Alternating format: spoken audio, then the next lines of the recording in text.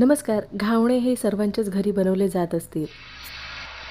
सकाळचा नाश्ता असो किंवा संध्याकाळची छोटी भूक असो किंवा अगदीच मुलांच्या टिफिनमध्ये किंवा अगदीच रात्रीचा जेवणाचा कंटाळा आला तर अशा पद्धतीने आपण अगदी झटपट हे घावणे बनवून देऊ शकतो. एकदा अशा पद्धतीने हे घावणे बनवून बघा. अगदी कापसासारखे मऊसूत असे हे घावणे तयार होतात. इथे आपण तांदूळ दळून न आणता तांदूळ भिजत घालून हे आपण मऊसूत असे हे घावणे तयार करणार आहोत. हे तांदूळ दळताना एक पदार्थ त्याच्यामध्ये टाकला तर अगदी तुम्ही बनवलेले घावणेसुद्धा अगदी कापसासारखे मऊसूत असे तयार होतील. 1 वाटी तांदूळ इथे आपण भिजत घालणार आहोत. इथे मी 1 वाटी रेशनचे तांदूळ घेतलेले आहेत. इथे तुम्ही कोणताही जुना तांदूळ घेऊ शकता. इथे आपण 2 ते 3 पाण्याने हे तांदूळ स्वच्छ धुवून घेणार आहोत. तांदूळ धुवून झाल्यानंतर 4 तासासाठी हे तांदूळ आपण भिजत ठेवणार आहोत. 4 तास तांदूळ छान भिजवून झालेले आहेत. इथे आपण आता हे तांदूळ बारीक करून घेणार आहोत. शक्यतो छोट्या मिक्सरच्या भांड्याचा वापर करायचा, म्हणजे तांदूळ छान एकदम बारीक असे वाटले जातात. तर इथे आपण त्याच पाण्याचा वापर करणार आहोत. थोडंसं पाणी घेऊन हे तांदूळ अगदी बारीक असे वाटून घ्यायचे आहे. आता हे घावणे छान मऊ कापसासारखे होण्यासाठी इथे आपण ओल्या नारळाचा वापर करणार आहोत.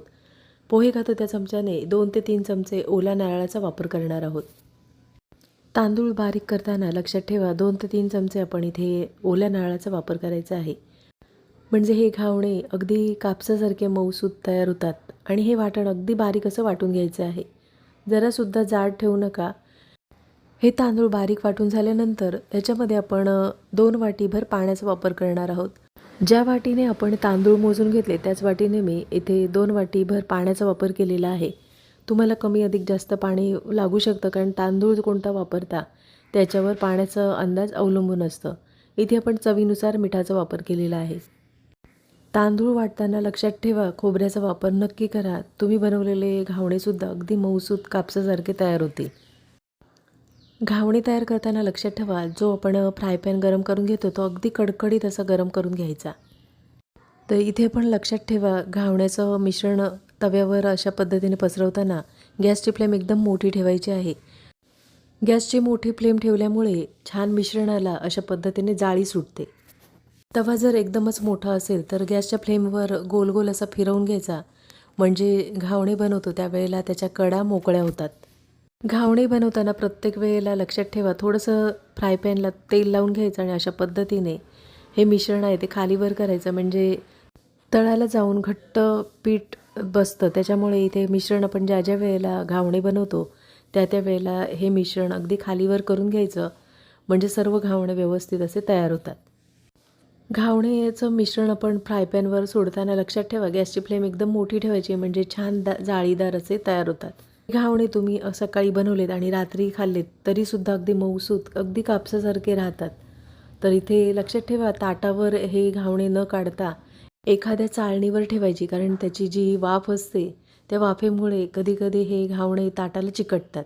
साधारण हे घावणे थंड झाल्यानंतर एखाद्या ताटामध्ये काढून घ्यायचे. आता हे घावणे कशाबरोबर खायचे असा प्रश्नच पडत नाही, कारण हे घावणे तुम्ही चहाबरोबर खाऊ शकता, काळ्या वाटाण्याचा रस्सा किंवा खोबऱ्याची चटणी किंवा टोमॅटोच्या चटणीबरोबर सुद्धा खाऊ शकता. अगदी चिकनचा रस्सा किंवा मटणाच्या रस्स्याबरोबर सुद्धा खाऊ शकता. सकाळच्या घाईगडबडीत किंवा अगदी संध्याकाळच्या छोट्या भुकेसाठी किंवा रात्रीचं जेवणाचा कंटाळा आला तर अशा पद्धतीने तुम्ही हे घावणे बनवून देऊ शकता. अगदी जाळीदार कापसासारखे मऊसूत असे हे घावणे तयार होतात. बनवायला सोपे आणि खायला तितकेच अतिशय चविष्ट हे घावणे तयार होतात.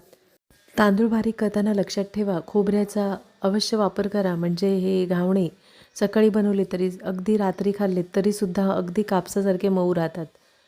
आजची रेसिपी आवडली असेल आणि चॅनलवर नवीन असला तर चॅनलला सबस्क्राईब करा आणि व्हिडिओ आवडला असेल तर लाईक शेअर करा. पुन्हा भेटू अशाच चमचमीत नवीन रेसिपीमध्ये.